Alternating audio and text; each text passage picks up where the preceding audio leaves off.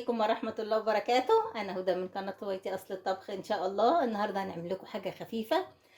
إحنا بنعتبر الكيك دي يعني بيقولوا عليها الكيكة للكسلانين. وبما إن الدنيا حر قوي ففي مرات تانية إن شاء الله هنعمل لكم أنواع من الجيلاتي أو الآيس. إن شاء الله النهاردة هنعمل الليزي كيك. انتوا عارفينها طبعا، جميلة جدا، طعمها بيبقى رائع، سهلة. من خلال ساعتين كده بتسقعيها في التلاجة وبعد كده بتقدري تاكلوا منها. هقول لكم مقاديرها ايه الجميلة اللي احنا متعودين عليها. اولا طبعا انتوا عارفين بتعمل ببسكوت، ما بنعملش دقيق ولا بننخل ولا فرن ولا اي حاجة. طبعا البسكوت ده سادة. آه، يعني ده حوالي كده 450 من الجرام. طبعا انا برضو هكسره ومش هثقل عليكم بس هقول لكم المكونات. هيتكسر طبعا. تمام كده. معايا ايه بقى من ضمن المكونات؟ معايا انصاص، عبارة عن ايه، 4 انصاص عشان احفظها لكم. عبارة عن ايه؟ هنحط نص كوباية من الكاكاو ونص كوباية من السكر. طبعا الكاكاو ده كاكاو خام. نص كوباية من السكر اهي. وهنعاير برضو نص كوباية من الحليب البودر، وممكن تستغني عنه لان احنا هنحط نص كوباية برضو من الحليب. يبقى نص حليب سايل ونص حليب بودر ونص سكر طبعا عشان هتبقى مسكرة برضو، ونص كاكاو. تمام كده. يبقى دي الانصاص. عندي بقى ايه؟ وطبعا رشة الفانيليا بنحطها عشان المهلبية دي تدي طعم وريحة جميلة، وطبعا مش داخلها بيض، لكن انا برضو بحب اشم ريحة وانا باكل، هشم ريحة. واكيد البسكوت برضو بيبقى فيه فانيليا. خلاص كده. طيب معانا ايه بقى الحاجة الاضافة اللي احنا هنعملها؟ عشان انتوا عارفين طبعا ان الليزي كيك بتشتهر بالشوكليت. بتبقى غرقانة في الشوكليت كده من بره، والبسكوت ده ومحتويات الحاجات اللي هنعملها هتبقى من جوه. انا عندي بس زياده. ده اولا شويه المكسرات دول وشويه الشوكليت الشيبس. عايزه اقول لكم ممكن برضو الاستغناء عنهم، يعني ممكن ما تحطهمش. بس انا كهدى بحب اجود حاجتي، بحب اعمل قالب كده عظيم لما بيكون حد برضو جايلك او حاجه او مناسبه ولا حاجه، برضو بتبقى رائعه. يعني انا بقول لحضرتك ممكن تستغني عن ده، وممكن تستغني كمان عن لبن البودره وهتمشي واخر جمال، ما فيهاش اي حاجه. خلاص كده. طيب الزياده بقى ايه؟ اللي هو ال 200 جرام من الشوكليت، وكمان 100 جرام من الزبده. تمام كده. 100 جرام من الزبده اهي، دي زبده فرن. يعني مش هنقول زبده بلدي، زبده فرن برضو بتاعت حلويات. و200 جرام. هنقول برضو المكونات بسرعه كده عشان انا هاخد الحاجات دي على النار ومش هسكر عليكم. عندنا باكو بسكوت حوالي 450 جرام لنص كيلو يعني. وعندي 100 جرام من الزبدة، يعادلهم بقى مرتين 200 جرام من الشوكليت دوا. جميل جدا، هتدوقوه هيبقى طعمه حلو، جولدن باك. وفي سمنة برضو. في نص كيلو، نص كوباية من السكر، نص كوباية من اللبن البودرة، نص كوباية من الحليب، ونص كوباية من الكاكاو، ورشة من الفانيليا. طب يا هدى هتعملي ايه بقى؟ هوسع لروحي. انا هاخد دوا هكسره. تمام. وهحط بقى على النار زي وده، هخليه على جنب دلوقتي. هحط على النار. هحط على النار ايه؟ هحط الزبدة. ناخد سباتيولا. هناخد الزبدة اهي، وهنحط الحليب كله على بعضه. ما تحيريش روحك ابدا. اهو ادي ايه الزبدة. وهنحط ايه برضو عليها السكر، كله هيسيح، ما تخافيش، كله هيسيح. وهنحط البودرات الاول. هحط نص كوبايه. ادي حبايبي نص كوبايه.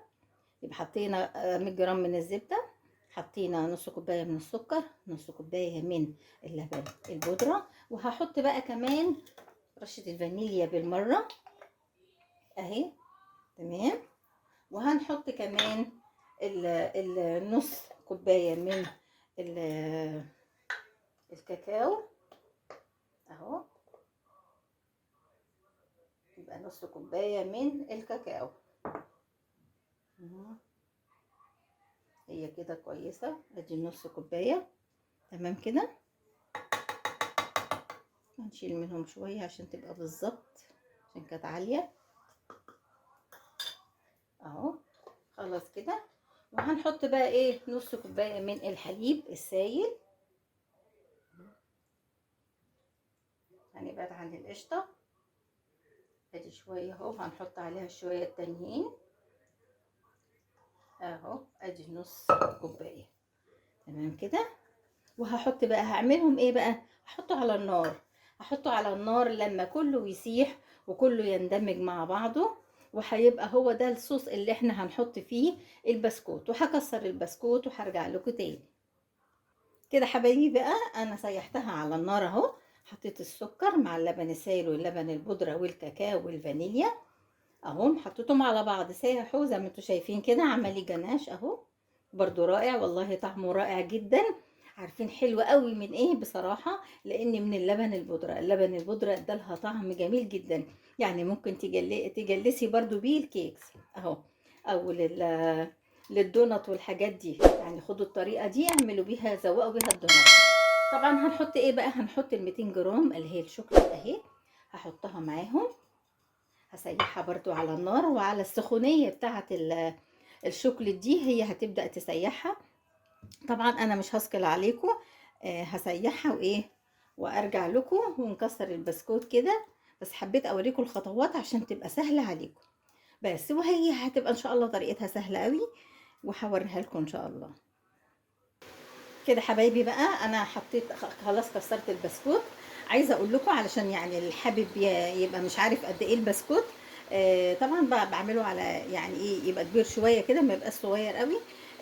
حوالي بصوا 4 كوبايات، يعني انا قست 4 كوبايات من دول اهو. دول 4 كوبايات تمام كده. يبقى 4 كوبايات من البسكوت. طبعا هحط ايه بقى، هحط ايه، طبعا ده اختياري، اللي هو شويه المكسرات وايه اهم شايفين. ادي البسكوت بالمكسرات. طبعا لو في يعني حاجه كبيره كده بضطر ان انا اكسرها بايدي، يعني اهو زي ما انتم شايفين. تمام كده اهو. انا حابه بس يعني اقول لكم الفكره كلها. يبقى احنا حطينا كاننا بنعمل ام علي حطينا البسكوت عليه المكسرات، وهحط بقى ايه يعتبر زي الجناش كده اهو اللي انا عاملاه اهو. طبعا بقى رائع واحلى واحلى واحلى بايه، بالشوكليت اللي انا حطيته اهو. نخلي شويه كده نحطهم للوجه ونشوف ونقلب. المهم ان هو يبقى كله ايه، يندمج كله مع بعضه، يبقى كله. طبعا هنحضر قالب وهنحط فيه كيس اهو كده حبايبي. بقى خلاص انا قلبت اهو. بصوا هتمسك ازاي، طبعا عشان هي كلها شوكولاته. خلاص كده. وانا طبعا حطيت بقى كيس فيه في القالب كده. طبعا الاكياس دي احنا بنجيبها مفتوحه كده من عند مستلزمات اللي هم بتوع الاكياس والحاجات دي والاطباق. هنبدا بقى أنا احط ده هنا، وهحط بقى ده فوق الوش. هبدا بقى احط ايه، شويه شوكليت كده في الارضيه، عشان ايه يتماسك كده ويبقى اخر جمال. لما نقلبها تبقى حلوه اهو. تمام كده. نحاول يعني بقدر الامكان كده. عارفين ان الكيس طبعا بيعاكس، بس ايه احنا هنمسك كده الطرف وكأننا بندهن يعني اهي. تمام كده. هي هتسيح كله مع بعضه بقى. هنبدأ بقى نحط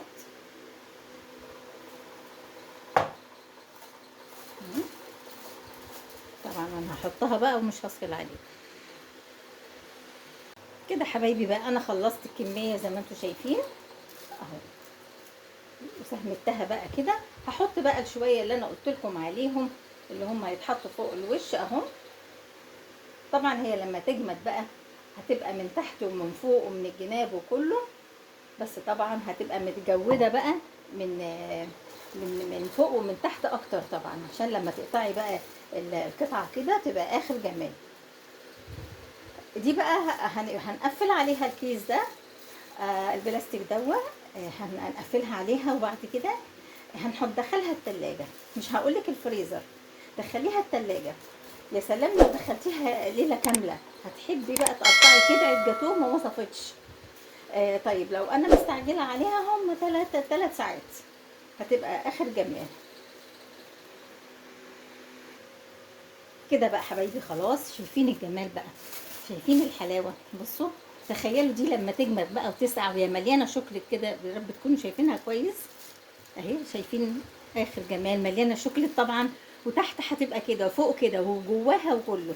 ان شاء الله الطريقة هتعجبكم قوي، اما تجربوها هتعجبكم وهتعملوها على طول.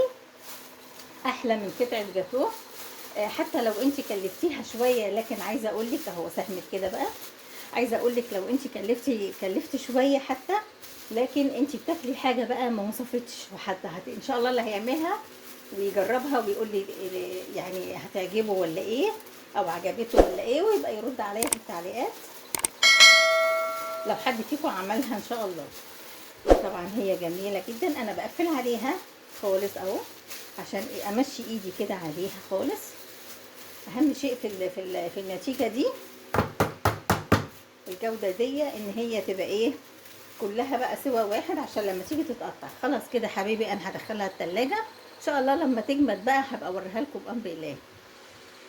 ورجعنا لكم بقى يا حبايبي علشان نشوف بقى نهايه الليزي القمر بتاعنا.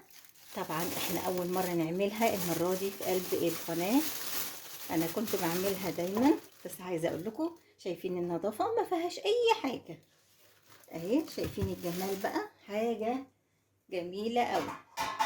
ان شاء الله هتعجبكم. جربوا بقى المقادير وجربوا الطريقه بتاعتنا دي. طبعا انا كنت حاطاها في التلاجة بقى من امس، يعني من امبارح. فطبعا بقى مدياني الطريقه الجميله دي، النتيجه دي. طبعا عشان نقطعها هنضطر بقى نحطها كده اهو. شايفين اهو، بنزع كده الكيس بكل هدوء اهي، ما فيهاش اي حاجه. طبعا فاكرين الشوكليت اللي انا كنت حطاها يعني من تحت ومن فوق، حتى تبص تلاقيها ان هي طريه بتطبع اهي، جميله قوي، هتعجبكم ان شاء الله. هنبدا بقى نقطعها، نجيب سباتيول كده كده حبايبي بقى، زي ما انتم شايفين القمر دي. طبعا انا محبتش اثقل عليكم، انا قطعت بسيط اهو. بصوا الجمال، انا هوريها لكم كده اهي. شايفين القمر، مفيش بعد كده شوكليت. شايفين الشوكولاته، اخر جمال واخر روعه اهي. هنجيب طبق تاني ممكن احط فيه او كده اهو. شايفين القمر ده، طبعا عشان هي متقطعه ساقعه فايه اهي. شايفين الجمال اهي، اخر جمال. تاخدي القطعه بقى كده كانها قطعه جاتوه، بايديكي تخنيها عن كده وبايديكي ترفعيها خالص. تمام اهي يا حبايبي، مفيش بعد كده اهي. ايه رايكم بقى؟ قطعه جاتوه بالبسكوت كده، مفيش بعد كده. طبعا الطريقه جميله، المقادير اللي هي نازله في قلب الفيديو طريقه مقاديرها حلوه قوي قوي قوي. حتى لو هي هتكلفك شويه، بس عايزه اقولك هتاخدي نتيجه رائعه. وقلت لكم في الفيديو برضو ان لو حابه تشيلي حاجه او تحطي حاجه ناثينج يعني ولا شيء، يعني ممكن بتشيلي وبتحطي عادي، يعني طعمها مش هيخل قوي. لكن عايزه تجودي الحاجه، حطي بقى زي ما انت عايزه وكلفي الحاجه، وفي النهايه هتطلع حلوه قوي مع كوبايه شاي بقى ولا كوبايه قهوه او نسكافيه. ان شاء الله طريقه هتعجبكم جدا. بشكركم لحسن متابعتكم، وبقول لكم الى اللقاء مع هدى ان شاء الله في حاجات جميله. بشكركم، مع السلامه.